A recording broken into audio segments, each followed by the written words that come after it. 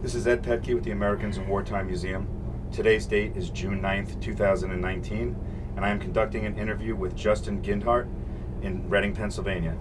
Sir, would you please give us your full name and where you were born? My name is Justin Harrison Gindhart. I was born in Huntington Valley, PA. It's right around the Willow Grove, Abington area. And what war did you participate in? Operation Iraqi Freedom, 2007, 2009. That was the campaign. So they break it up by individual years. Okay. Do you have any other military veterans in your family? Both of my grandfathers. And my uncle was in the Air Force. And that's pretty much it in immediate that I What know did your of. grandfathers do? My mom's dad was a rifleman and also an anti-aircraft artilleryman. He landed at Normandy. He passed when I was young. And then my father's father, he was a radio repairman right before the Korean conflict, but got out prior to that. And why did you enter into military service?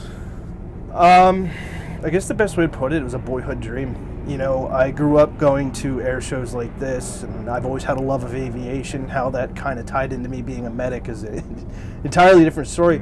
But I grew up playing with G.I. Joes, grew up going to air shows, the war movies my dad would sneak and let me watch when my mom wasn't around. So it's just something I was always infatuated with, and everybody else was like, I'm going to go to this college, and I was always like, I'm going to enlist. So boys being boys, and just, you know, not growing up from it, but just continuing with that love and it that really passion. is not growing up. I mean, when you're in the military, you're not a grown up. It's said that in a way that September 11th is this generation's Pearl Harbor. It thrust a lot of people into military service, resurgence of patriotism. Do you recall where you were and what you were doing when you heard about September 11th? I was in 8th grade. I was standing at my locker, and I will never forget the teachers came out, told us all get in the classrooms. There was the TV on, and I remember watching the first tower fall. And then that's when they started making arrangements to send us all home, and that's when we watched, because it was, I forget how long after, when the second tower came down. So, like I said, I was young. It did impact me. I was old enough to realize what had happened, and, you know, that was a big moment. Now, part of that day did occur in Pennsylvania, which where you are from. Was there any more or less of a sense of this is affecting me because, you know, we're East Coast. It was mainly New York, but there was a portion that did occur here. I don't know if it was really a geographical thing. I mean, just being an American and seeing what happened. Like you said, it's my generation's Pearl Harbor. You know, up until that point, the terrorists was stuff you see on the news. Again, I was young, but I mean, I remember the coal and hearing about it on the news, but that hitting home, and like my father's a police officer and a paramedic, and seeing the fire guys, and you know, he was a volunteer fireman as well, and so seeing that kind of hit home more than any geographical location. So kind of, now you had always known you were going to go into the military, right? Yeah, really cemented a little bit, if it was possible to cement it anymore. Yeah, I mean, obviously the patriotism was there, and I was still kind of young, like I said, 8th grade. It just, I would say, you know, especially like very shortly after when they did the invasion, it didn't deter me at all. Like, because when I grew up, there was no, I mean, Desert Storm, but I was 4 or 5, because I'm 31 now. But it never deterred me. Even seeing the newsreels of all the casualties, it never stopped me, because it was just something I just felt like I wanted to do, I had to do. It's part of me. I was in the Civil Air Patrol growing up. You know, it was just being in uniform is something I had to do. It was ingrained in you. Yeah. And where did you enter your military training? So I went to MEPS at Fort Dix, New Jersey. That's one of the entry stations. After that, I went to basic training at Fort Benning, Georgia. So they have infantry basic training as well as non-infantry. Now, obviously, because I didn't go into the infantry, I was there. After that, went to Fort Sam Houston for medic training. Okay. So, to bring it back, when you were in Fort Benning, Georgia. Mm-hmm. That's where your initial basic. Yes. What was your thoughts about Georgia, and an aside to that of, this is what I've wanted to do, and now I'm doing it. What the heck did I just get myself into? The first week was a culture shock, because what you're exposed to is talking to veterans or seeing the parades and all the fun stuff, and then having a giant angry person in your face screaming at you for no reason. Right. I mean, it wears off quick. You start to, you don't ever resent it, but you start to just think, if I can just get through this, I'll be fine. And you learn to just shut up and just take it and go forward. So it was a huge culture shock, because I mean, I came from the suburban land of white picket fences. You know, mom stayed at home, dad went to work. You know, it was just me and my sister and the dogs, and, you know, a really sheltered childhood to getting your face beat in for 9 weeks. So and being around a whole lot of other people that you would not normally be exposed to, different cultures, different socioeconomic classes. I mean, there was guys from the ghetto, there was guys from, you know, podunk nowhere, city guys, suburban guys like me. Well, the oldest guy, I think, was 41, and he was going into the National Guard. Yeah, his name was John Grisham, believe it or not. Swear to God, that was his name. And he was a police officer and wanted to go into the Guard, so I stuck pretty close to him. He was the fatherly figure of the platoon, so he was a really nice guy. Having a dad who was a police officer. Yeah, exactly. You gravitate towards right. So, I mean, he was just he looked out for everybody, made sure. He wrangled us and kept a lot of us in line before the drills came in and destroyed our lives. So he's been around the block and knew how to play the game. Exactly. Right, yeah. So when you initially went in, now I know it's different these days than it was back in the olden days, older days when, you know, hey, you went into the military and, you know what, I need 10 of these guys. All right, you 10, you're going to do this. Nowadays, you go in kind of knowing what your MOS is going to be beforehand. So when you're in Fort Benning, that's your basic training. Right. Is there anything geared towards your eventual MOS there? Not at basic training. Basic training is standardized any place you go. Okay. It's a 9-week course with 3 phases, red, white, and blue. And it is completely standardized. You don't get any special training until you go to AIT. So you weren't put into 101st, or you weren't put into anything there at basic? No. Okay. You don't get your unit until after you've graduated AIT. So basic training, for the most part, pretty uneventful? Yeah, I mean, it was, you know, there was nothing major. It was just, you know, the culture shock, getting used to Army life. Right. It really shaped me who I am now.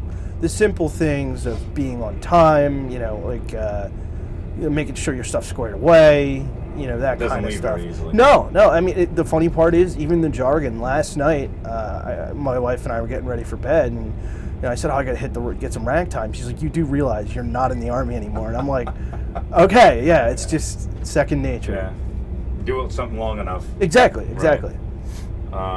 Okay, so you leave basic training in Fort Benning. Mm-hmm. You go out to Fort Sam Houston, which is out in Texas. Yeah. That's where you're going to do your MOS. You're going to learn. That's your tech school. Medic school. Yeah. So, what's it like when you get to Fort Sam Houston versus Fort Benning? A lot better. I mean, you're still, considered a recruit, but you've been through basic. The first month of the 4-month program, they still kind of treat you like, you know, a crap basic. But after that, it's, you know, you can go out on weekends. You can, kind of hang out. They still had drill sergeants when I was there. They don't anymore. They just have instructors. But I think they're phasing them back in. But it was a lot easier. I mean, they weren't as, pardon the language, as hard ass as they were in basic. So tell them what's it like going through medic training? It's tough. So for the first 9 weeks is NREMT, which is National Registered Emergency Medical Technician. Some of the other branches of the service don't actually certify you as civilian EMT before you go. We do. So it is an intensive 9-week course, Monday through Friday, 8 to 5, and you are learning and they are pounding it into your head. So to give you perspective, I'm a civilian EMT now. Most of my coworkers who've gone through EMT course on the civilian side, it could be 6, 8, 9 months versus 9 weeks. Yeah. So you learn the exact amount of time, but there you do it 2 days a week, and this is 8 to 5, and classroom didactics all the time. And you're working every bit of those. Oh yeah, absolutely. 9 hours a day. You know what? Absolutely. So it was a crash course, and then after you actually graduate from that portion, you have to pass the National Registry Test, and once you pass that, then you can go on to the combat training side. Okay. If you don't, you get booted, and you become a cook, or whatever Right. they need. That's where needs of the Undesignated, Army yes. comes in. Yes. So. And that's a hard pill to swallow. Oh yeah, that's. You know, and I'm sure. What's the washout rate like? I never really knew. I mean, I knew there was some guys that didn't make it, but you're so intently focused on getting your stuff squared away that if people start kind of disappearing, you're not really. And especially, it was such a large group of guys. I mean, an entire company. So you're aware of it, but you don't dwell on it. Yeah, and you know what? It's out of sight, out of mind. The guys that fail, they never existed. You just put it out of your head because you don't want to psych yourself out. Sure. So you obviously got past that first phase. So now you're entering your second phase. That's still at Sam Houston? Yes, it's all everything? there. Okay. What's the second phase? So the second phase is where you start learning advanced medicine. Okay. So there's a reason they don't certify you as a paramedic is because there's certain things as a paramedic you don't need for the Army medic. Cardiology, pulmonary, stuff like that. Right. We're a bunch of young, healthy guys. So we focus more intently on trauma, TC3, which is tactical combat casualty care, stuff like that. So that's when you start getting severe advanced, learning how to put in a chest tube, learning how to suture, stuff that even medics can't do, cricothyrotomy, which is an advanced airway, and doing all of that while getting simulated shot at. So, yeah. So, how do you practice? How do you practice doing something like that? They would have scenarios. So there was two different ways to do it. So there was dummies that they could dress up, or they had what's called moulage, which is fake wounds they would put on your body, and then they would set up a scenario. So they'd have like 5 guys around a truck, and then everybody would have to go out and treat and work together to manage the casualties. So that was a big part. So you still had your didactic learning in the classroom, but then you would go out in the field and actually do it as best that they could. Apply it. So, Okay. So it's sort of real, but obviously not real. But it's kind of, it gets you in the mindset. Baby steps. Well, it's sort of. The best way to describe it is they are trying to desensitize you and pound it into your head, which is second nature. And from my own personal experience, it becomes second nature. So just you're reacting rather exactly. than thinking. Yeah, you don't like. I guess we'll later get to some other stuff, but it just you don't Muscle think. memory takes over. Exactly. So right. So what unit were you assigned to? So my first 2 years, a little over 2 years, was 2nd Battalion, 502nd Infantry Regiment, and the 101st Airborne. I was assigned to a line company, which is jargon for an infantry company. So I was a line medic, meaning frontline. There was the guys in the aid station, and there was a frontline medics. I was a frontline medic. So you're either going out with a team, Always. or you're going to. Well, no, the way it works is you're attached to that infantry platoon. You're part of it. Okay. You have a squad leader you answer to. I mean, you're still answering to the medical platoon, which it's bad having 2, so if you mess up. But you're actually part of what's called their TO&E, which is Table of Organization and Equipment. Okay. It's how they organize the platoon. So you're actually in the platoon. That's it. Like, you're with the same guys. You're bunking with the same guys, eating with the same guys, training. Like, I knew everybody. They all knew me. So you're there. Right. You're just part of the platoon. So instead of doing combat operations, you're doing the medical part of it. Yeah, well, I would do combat. Going, I mean, I've been on raids. I've been in stack. Stuff like that. You're rifleman until they need you. So they protect you a little more because you carry the morphine, but you're a rifleman until they need you. Yeah. Right. So when you get out of Sam Houston, you graduate from the second. Yep. Is there a third, or is it just no? That's it. It's once you graduate from that, you have the ceremony. My parents and folks came down. Yeah. And then they go. So you graduate from that. Where do you go from there? From there, obviously, you got like a week leave, and then that's when I went to Fort Campbell. Okay. So you get into which is in Kentucky. Yes. So you get into the detachment there, which is like the replacements detachment, and then from there, basically they look at the list. Okay, we need 5 guys in this battalion. You 5, go. So, and that's how they would do it. So it's luck of the draw, dumb luck where you go. Right. So where was the unit you initially went to? Where were they based out of? Fort Campbell, Kentucky. They were out of Campbell. So that's where the entire 101st Airborne Division is. Yeah. Okay. So how long are you there in Fort Campbell? So if we include my time deployed, I was there. The initial time when you first got there. When I first got there, deployed. I got there in late April, and we deployed in October. Okay, so between April and October, you're training. Yep. You're getting prepared and ready for inevitably wait. And we did do a month at what's called JRTC down in Louisiana. It's like a really high intense training facility. Okay. But yeah, it's training. Some more specialized training and more in-depth. Well, basically what they do is they put you through scenarios as an entire unit. Oh, okay. So it's kind of like, I'm sure, have you ever heard of like Red Flag, where they do those big operations? It's like that, but on a smaller scale. So you do combat operations as an entire unit. Okay. So then in October of that year, you go on your first deployment. Correct, yeah. Where do you go?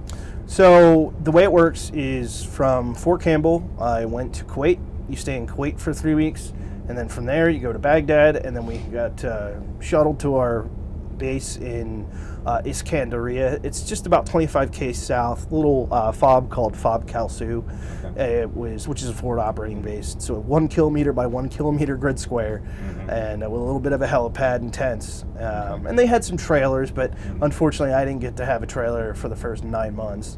So that brutal heat. Yeah, well, we made it home. You got an AC running in the tent and all that. So, but yeah, that's how we got there.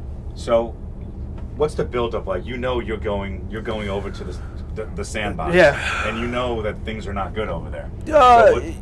The build-up, like, emotionally is, well, I mean, I deployed right after my 20th birthday, excuse me. I had my 21st over there. I was young, you're idealistic, you're not really thinking about anything. I mean, writing my own will was really weird at 20. Requesting, because like I had asked that I be buried at home, not Arlington, because my entire family is buried in one cemetery. I'd also asked that $5,000 from my life insurance be donated to Fox Chase Cancer Center in the memory of my grandfather, because he'd passed. And my parents were obviously, of course. Yeah. You don't really think about it. You just kind of put it all out of your mind. You shut it out. Right. Kind of have to. Yeah, absolutely. So when the plane lands all right, so you go to Kuwait first. Yeah. What's your thoughts on your impressions of Kuwait? So hot and uncomfortable. So hot. Even in October, it was like stepping off onto the moon. It was just weird. Yeah. The air hurts your face because it's so hot.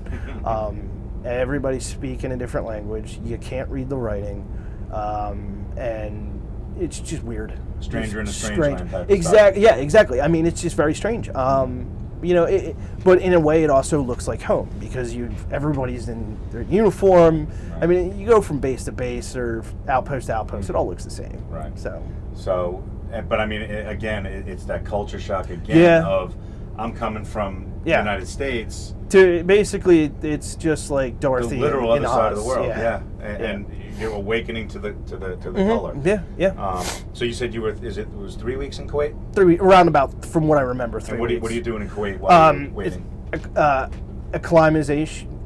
Acclimatization, I guess. Okay. Acclimatization, used to the heat. So we would do some training, like, a little mock patrol or something like that, but it wasn't much. It was more just your body getting used to the heat. Just so you're not, you're dropping like a fly. Exactly. And also, I'm sure there was logistical reasons, but I was an E3. Get your mind wrapped around where you are. I'm sure the higher ups had reasons, but I just done, so. Okay. So from Kuwait, you go over to Iraq. You went to Baghdad first? Yeah, you land at Bayat, which is Baghdad International Airport. Okay. No matter where you're going, you always land there. And then you'll usually take a helo from there to your post. So Baghdad International Airport, I mean, that's Baghdad International Airport. It's big. It's like Philly, but with a lot more fighter jets and cargo aircraft. Right. So, but I landed at night, so I don't remember much of that because it was pitch black. And how long did you stay there? You just landed Minutes. and take? Yeah, you're going. So you didn't get to see the swords. You didn't get to see I did later because I got a chance to go up there for a little R&R and. Well, it was basically I had to fly out of there to go for a 3-day pass to Saudi Arabia for an MWR event. But I did get to see that. But when I first got there, it's pitch black. Right. You go from the aircraft, you're waiting. I feel like we had like an hour on the tarmac. The Chinooks came in, and then you go on the Chinooks and go right to your base. And how long of a flight is that? I can't remember. Maybe 20 minutes. Okay. Roundabout. So not very long. No, yeah, so it's close. You land in Baghdad in the dark. You get to your base in the dark. Yeah. So you get off. All right, I'm here. This is where I start doing what I'm going to do. Yeah. What's the first day like when you're in a place where you know you're going to be for?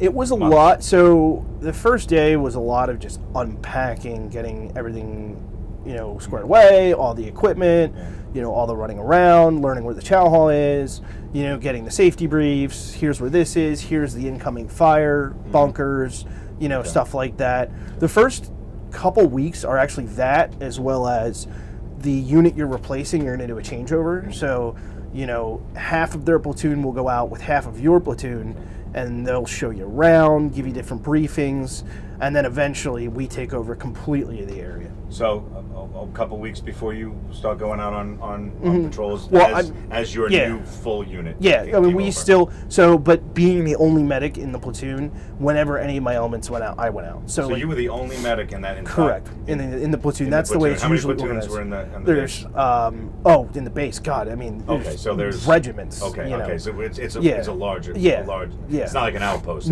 We had an outpost that we eventually took over, and we would rotate our company through. But I mean, there was a lot of people. So, did you how many operations would you say you did in your first deployment? Well, I was only on one deployment, and it was 13 months long. Okay. I would say 2 a day. Okay. So what's the first time going out and saying, okay, you know what, we're going out. This is our op, and we're it. Lock and load. I mean, a lot of the times, like our first operations and many of our operations were knock and talks. You'd go out in the area, you would dismount, you'd walk 5-6 kilometers around the farmlands, talk to the locals, try to gather intel, get familiar with the area. Even up till the end, you're always out there, just also doing a presence patrol. Hey, we're here. You better know we're here. Right. So there were times where we had specific objectives. We've raided houses or something like that. But a lot of the times, we would also work with the locals because we were there. I was there in 2007. So they were past that invasion phase, and it's more of keeping the area stable, trying to get the insurgents out. So a lot of it was intel gathering, working with the locals, helping out them with things. Holding on to what you've gained. Exactly. And then also when we found out who was where, like say we found these two brothers that were snipers, we knew where they were, and we kept hitting their house. It was their parents' house. We kept raiding their house night after night trying to catch these guys, but they knew. So we never did catch them. But so there were some patrols that had a specific set of objectives. I mean, every patrol does, but like an actual raid. And then there was a lot of it was presence patrols, going out in the area looking for, kind of like looking for trouble. Sure. So did any of these patrols ever turn into a combat situation? Absolutely. I don't know how many. A lot of the times we dealt with IEDs, and then the few gunfights we did get in, it was very short. I couldn't give you a time frame, but usually they would fire at us for a couple of minutes behind cover. We'd be going back and forth, and then they'd bolt and drop their weapons. So sometimes I'd never even seen who was shooting at us. Just being pestering you. Yeah, I mean, you'd hear that round crack by your head, but you may never even see who's shooting at you. So, when that happens, do you continuously maintain your medic role, or do you go to an infantry role? But then it's a direction of the two. So usually when we had a contact, which is you're engaging the enemy, my platoon sergeant would assign me an NCO to stick with. We would hold up the rear, so we would pull rear security as well as stand by for casualties. So basically, I'd watch their six while they were actively engaging, make sure that's clear, wait for casualties. So, and then move up if needed. So they tried to keep me, out of harm's way as much as possible. You're the guy who's going to patch them up. I'm also the one that's going to watch their back, because the worst thing is if you're taking fire from the front and then you got dudes sneaking around the back. So, it's difficult enough being over there having a single role. Yeah. You're over there having a dual role. Yeah, I mean, and that's the thing. Everybody always had a dual role. Yeah. I mean, for me, it was a little different because it is a little bit more of a drastic dual role. Right. But I mean, everybody had their tasks. We had our designated marksmen, we had our shotgunners, stuff like that. But yeah, I mean, it was a balance between the two. But I always knew that when it happened, it was time for me to grab the medic bag and go. Okay. So. Can you talk about the first time you had to grab that medic bag? Yeah, yeah. I used to not be able to, but I've really worked hard at it. And whatever you're comfortable with. Yeah, no. The first time was December 17th. We were going out for a 5-day patrol, and it was actually wound up being 5 days. It was supposed to be like 3 weeks. Oh, okay. We were going through an area that hadn't been patrolled in months, so no one knew it was there. The idea was we were going to secure this area while they're building a new base close by. So we wanted to hold this section. It was farmlands, flat desert, and some roads. So that was our objective. Keep the secure, watch the backs of the construction guys. So we were doing presence patrols we would set up like a hasty base and then go send guys out. So we were going, and we had gotten some reports that we knew there was some IED activity down the road. So we go, and the lead Humvee hit a pressure plate IED. My buddy Milam took shrapnel to his shoulder and shrapnel down his legs. A couple other guys took some shrapnel. His was pretty gnarly. Wound up evacing him out. It went through to the shoulder, and I remember it was just surreal. But you know, your brain kicks in, and the training takes over. Right. And I mean, we had him from the Humvee all the way up to the LZ and out in I don't know the exact time, but it couldn't have been more than 20 minutes. Wow. Mm-hmm. So you're in a convoy when this is going on. Yeah. Where are you in relation to the? So I used to always be with my platoon sergeant. Yeah. So usually the platoon leader, which is the lieutenant, would take the front, and the Okay. platoon sergeant would take the rear. Okay. So how many vehicles are in this convoy? 5 or 6. Okay. So Humvees. you're in 5. You're whatever the last Yeah, one is. yeah. And number 1 is the one that got hit. Correct. Yeah. You instantly know something bad, very bad happened. Yeah, it happens. And then basically the platoon sergeant says, "Go, Doc, go." Yeah. And you jump out of the truck and you start beating feet as fast as you can get up there. Was that the only vehicle that was hit with Yeah, casualties? yeah. So you're working on your buddy. Mm-hmm. You get him out of there. Mm-hmm. Was he the only one you worked on? There was a few other guys that had like really minor Yeah. shrapnel wounds. That was actually more buddy care. Okay. As I was running to where he was in the truck, I'm throwing them bandages. Hey, Okay. take care of yourself. Like, 'cause, Yeah. I mean, Embry had like a little shrapnel on his arm, stuff like that. Nothing life-threatening. Nothing life-threatening. I don't know if he got evac that day or later, but nothing major. It was Milam that was pretty hurt. Okay. So prioritize. You Sure. know, everybody learns combat lifesaver. So I was throwing bandages. Here, fix yourselves. I knew I had a major casualty that needed my attention first. And then obviously once he was secured, I double checked. They did a good job. It was just a surface bandaging they needed to do. It's pressure on this. Yeah, exactly, exactly. So pretty hairy situation, pretty crazy situation. You're having to do your thing. It's chaos. It's the end of the world around you. Well, actually, for that one, it wasn't too bad. Okay. Because for that instant, it was just a pressure plate. Okay. So basically means you just run over it and boom. Okay. And that was it. So we were focused on that. That time we weren't actually being engaged. The next time we Okay. were.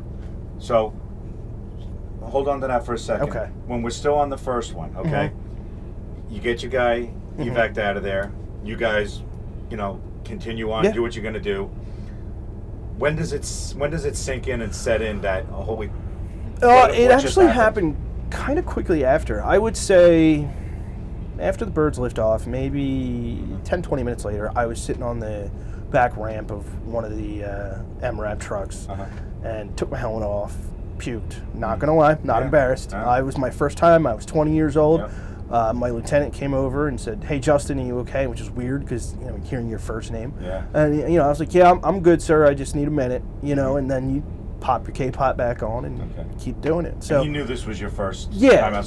So he they got understand. it. Yeah, they so get it. and most of the NCOs, they get it. You get your breather, you get your bearings back, and you just compartmentalize and move on to the Back next on the thing. mission. Yeah.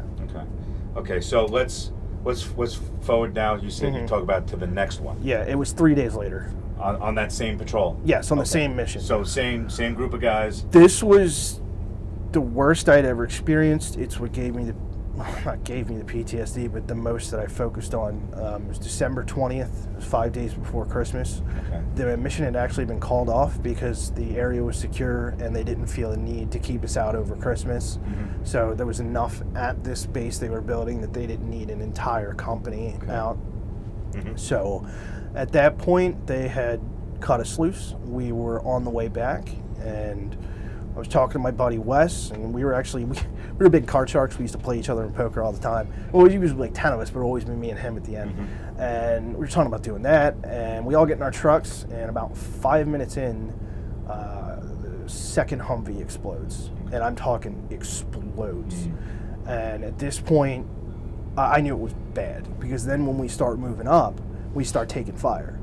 So I don't know the exact sequence of events of how that happened. From what I was told later is that they witnessed people recording it, like videotaping it, because for propaganda, and they think it was command detonated.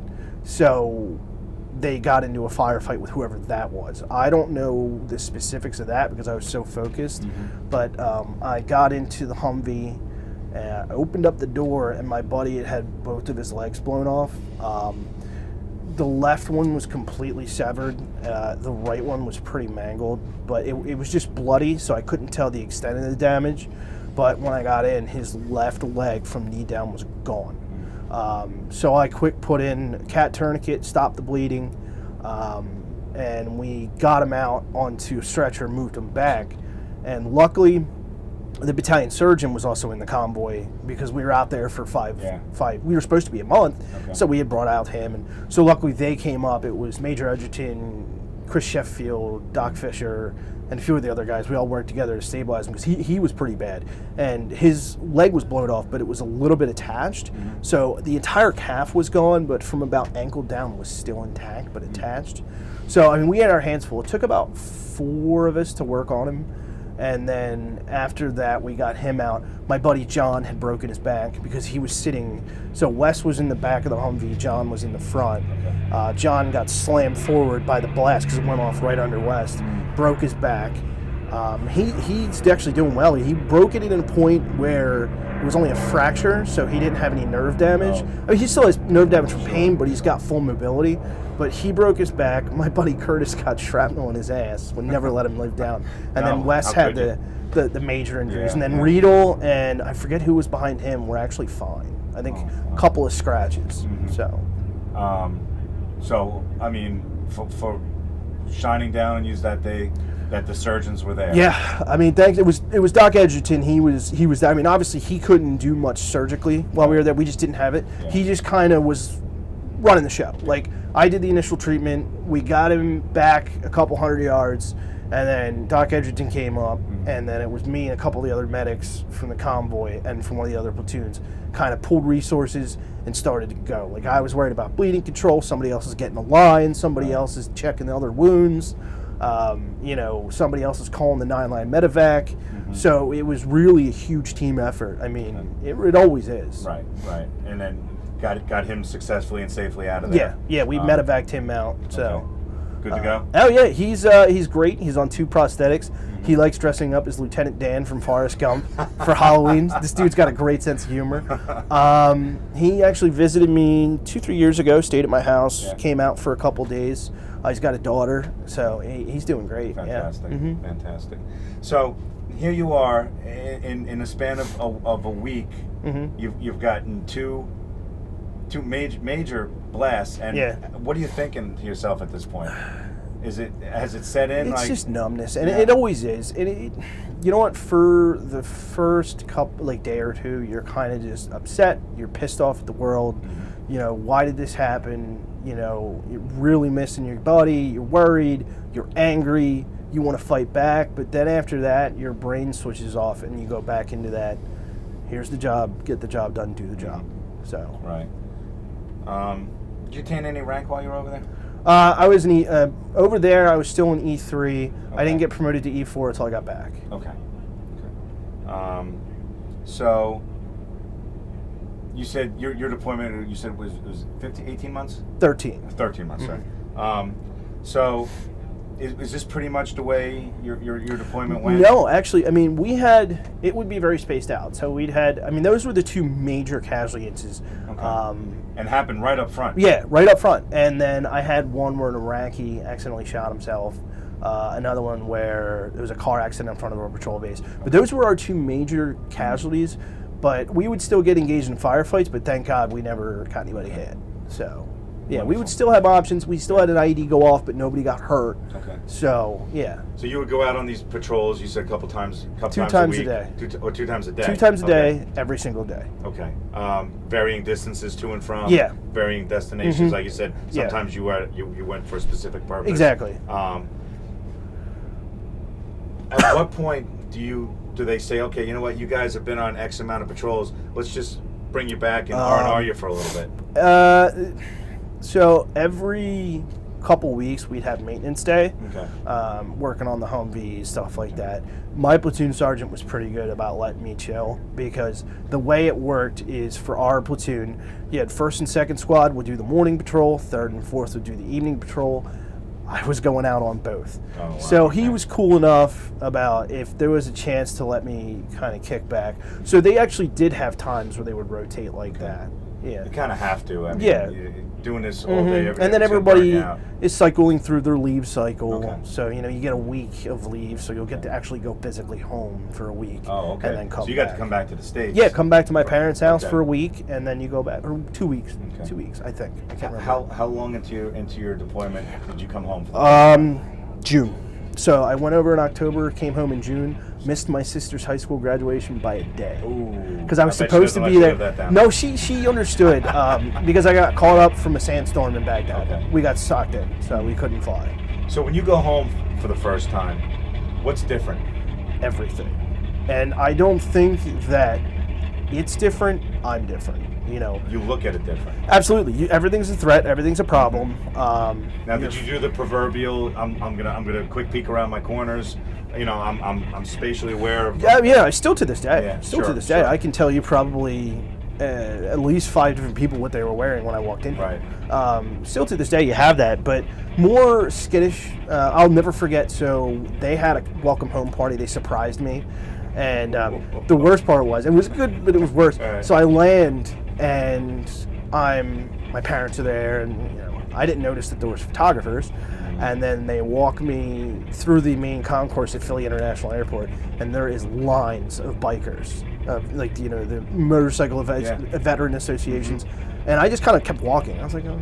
And they're like, no, this is all for you. And I'm like, what? What? So anyway, I actually wound up riding the back of a motorcycle, and where I thought I was going home, apparently I wasn't. I got taken to, there was this veterans event they were having. They surprised me by taking me there, nice. And they put me up on stage, and I'm like, dude, I am so tired right now. I just flew I think it was like a 10-hour flight or something, and I'm like, come on, I want to go home. Yeah. But they put me up there, and it was funny because it was a woman that I had been. She runs a volunteer organization. I had known her all growing up, so she was the one who was running it. And I get up there, and I'm speaking, and she had said, hey, if you could say hi to Wesley, the buddy who lost 2 legs. So if you talked to him today, what would you say? I started to speak, and she says, well, why don't you tell him yourself? He was there. And that was the first time I had seen him since I put him on a helicopter in Iraq, months ago. So we did that, and came home, and I had a big party, and my fire company was there. I was a volunteer in high school, but I'll never forget, somebody had thrown a firecracker, and I dove behind a car. So it was little things like that. Yeah. Right. Now you're home. Does it become apparent that I don't have to go out on a patrol and this and that? Do you think about? Does your mind go back there? Yeah. Your mind goes. I wouldn't say. You can think clearly without having to. You're still not thinking about all the nasty stuff. That comes way later. Yeah. Okay. You're just thinking about, I hope the guys are okay. But 90% of it is you're not thinking. I mean, you still think about everything, but it's just like, I want to forget for a while. Yeah. Take a breath. Yeah. I want to take a breath. I want to forget. I want to, see the family, the girlfriend, that kind of thing. Right. So it was a good time. Time to be home. You just shut it all out like it never existed. Yeah. But ultimately, you've got to go back. Yeah. So it was tough. Yeah. But you know what? It was just what it was. It's understood too. Yeah. It's not a surprise. And you kind of, I don't want to say want to go back, but you miss your brothers. You know, they're out there, and especially being a medic, I felt even more guilty. I'm like, my brothers are out there. Luckily, Sergeant Fisher took my place. He was my senior medic, so he was the one in charge of me. Right. But I knew he could handle it. He was a great guy. But I felt like if something were to happen and I wasn't there, I would hate myself. So. Sure. And not a new concept of thought. No. I mean, it's a human emotion and it's natural and it's, you know. So, did you receive any wounds while you were over there? You wounded? Not physical. Action? Okay. So, not physical. I wound up having some serious PTSD problems about a year after I got back. But no, not physical. I did injure my knee in training, which aggravated it, being over there, walking all the time. Right. But nothing physical. I lucked out there. Okay. No bullet holes. That's great. How about any medals, citations, awards? The only two that really matter. I got my combat medical badge, which you get awarded for treating casualties in combat. So you don't just get it. You have to actively treat them while in a combat scenario. Nice. And then I was awarded the Army Commendation Medal with Valor for the incident I told you about, treating my buddy with the legs. So going out on 2 patrols a day, there's not a lot of downtime. No. There's not recreation time. You're not... It was, I mean, most of the time it was every day of the week, but there would be a day here or there. So what did you do to keep, PlayStation. Okay. Believe it or not. So we would play either Xbox or PlayStation because the guys would have them shipped over. Okay. So we'd have like Halo tournaments. I am a big reader, so I would read a lot. There was like an internet connection, a really crappy one. I mean, we lucked out because by 07 they had a little bit more amenities. Sure. But that there was an MWR, and believe it or not, looking at me now, I actually did like to work out, but now I don't have to. Right. And food is good. So, it was pretty much just killing time. One guy slept the entire time. He would come back from patrol. He figured it was his time traveling. If he was sleeping, he wasn't focusing on the fact that he was here. So, everybody did everything different. Right. But I really like to read, and that was my big escape. Okay. So you touched on it a little bit, where internet kind of. Yeah, it was still. Yeah. So you were able to. What was the most common way that you kept in touch with? Email. We did have phones, but they would also be very regulated. So if there was an attack, the phones would get shut off. Right. Because if somebody died, they wanted to be able to officially notify family before it happened. Okay. So if somebody was seriously wounded, they would shut the phones off. So, the best was email. They would shut the internet off too. They would close everything down. And that's because they didn't want, a wife or a mother fighting out about their significant other or a child, not in an official capacity. On the news or word of mouth. Or just, so Johnny said this happened. Right. So that was the big thing behind Understandable, it. completely understandable. Or if there was a sensitive operation going on. Right. So after that, you said you had those 2 majors in the beginning. Luckily, got them out of the way, so to speak.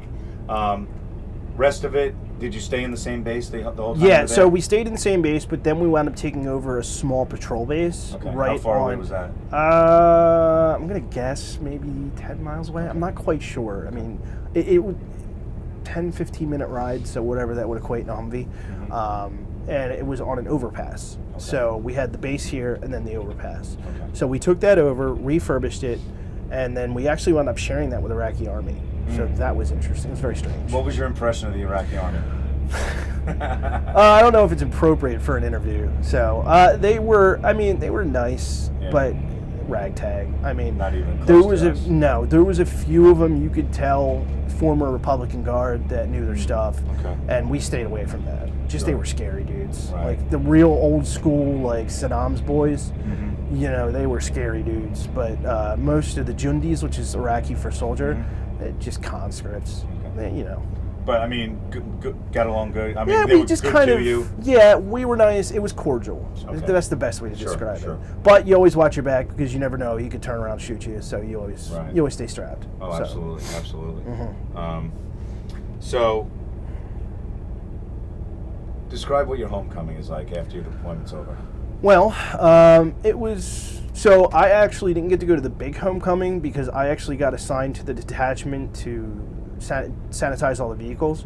So according to customs, they can't bring any foreign matter from one country to another. Okay. So they needed a medic that needed to be on that detail, and guess who got chosen? So I got an extra 3 weeks. But they did have a homecoming for us, and my family was there, and it was great, and it was a really special time, and my family came down to Campbell. So where was this decon detail you had? Where is this taking place? Kuwait. I don't remember where, but it was. So it's the last point before it comes over to the United States. Yeah, and then it gets sent back. Okay. So shipped back. So you come home. Nice homecoming. Yeah. What do you do when you come home? It was actually.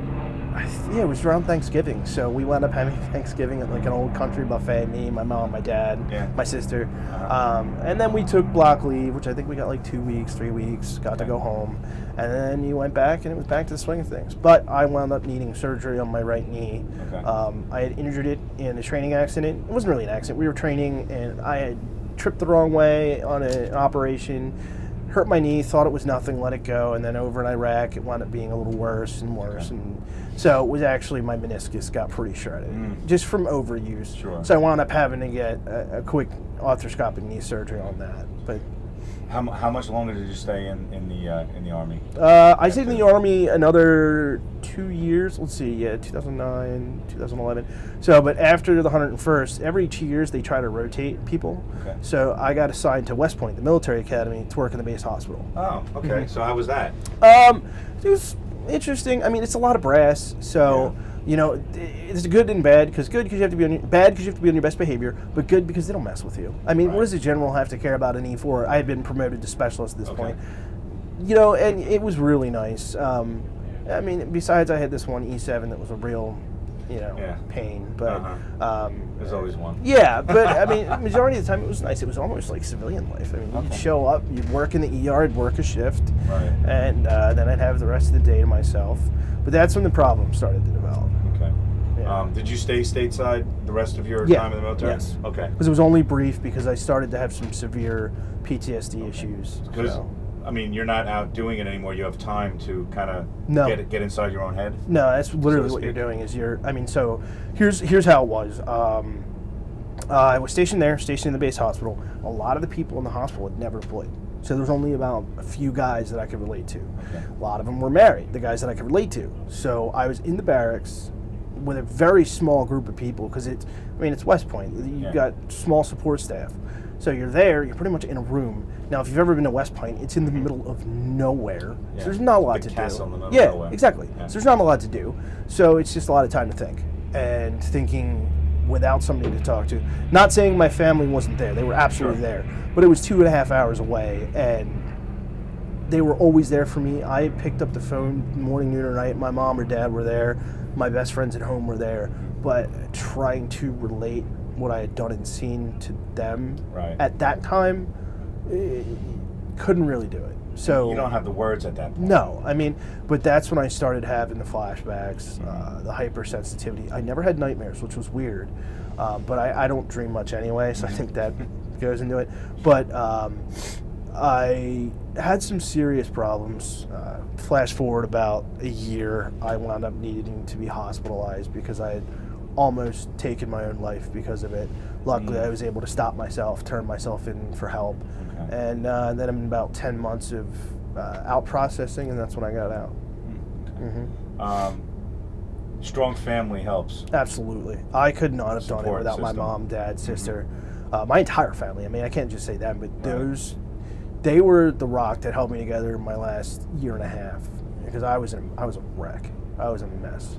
Did you have an occasion to be around some other guys or gals that were going through what you were going through? Yeah, during the time in the WT, which is the Warrior and Transition Unit, which is when you're getting out. Yeah, some of the guys understood, but then there were people there for medical discharges for completely, reasons and other stuff. But there was a couple of people that I could relate to. Okay. So. And there's some strong feelings about that. About that other aspect. Yeah, I mean, you can tell when somebody's skating and trying to get out, and you know what? And just leave it at that. Yeah. There's people. So when you came home for good, How long after West Point was that? I left West Point 2011 in April and came right home. Okay. So how do you resume? I mean, your life. I mean, your life is very different. My life is different. I mean, what do you do? Just kind of did it. I mean, I moved back in with my parents. My plan was to go to school. Okay. I eventually did, but I was just working as an EMT. It was just, I just kind of just fell into it. There wasn't any succinct plan. You just kind of tried to adapt and just did your best. It was weird, but I had already gone through the whole PTSD debacle. I was still having problems, but I went through that major mass while I was still in. So different than a lot of other guys. It was while they were out.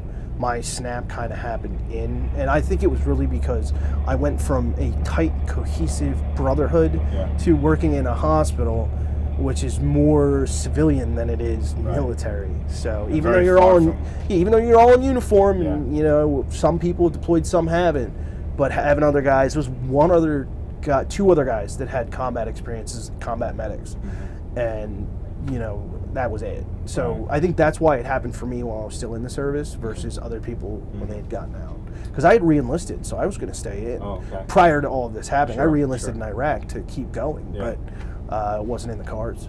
Okay. And you look forward ever, right? Yeah. So you mentioned you work as an EMT now. Yeah. Was that always the plan?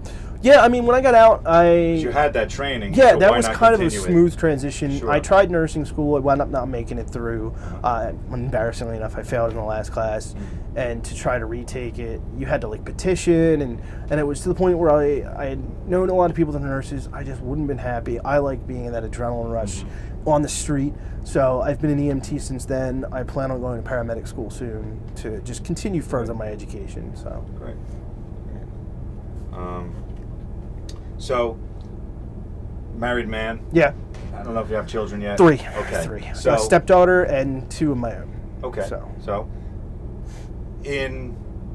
when their children or their grandchildren watch this video that we're talking about right now, if there's one thing that you would want them to know about your military service, what would that be? I was proud of it. You know, it defined who I was. It made me live life with a purpose, and being over there and seeing how the other half of the world lives makes me love this country a lot more. It's not just plastic words.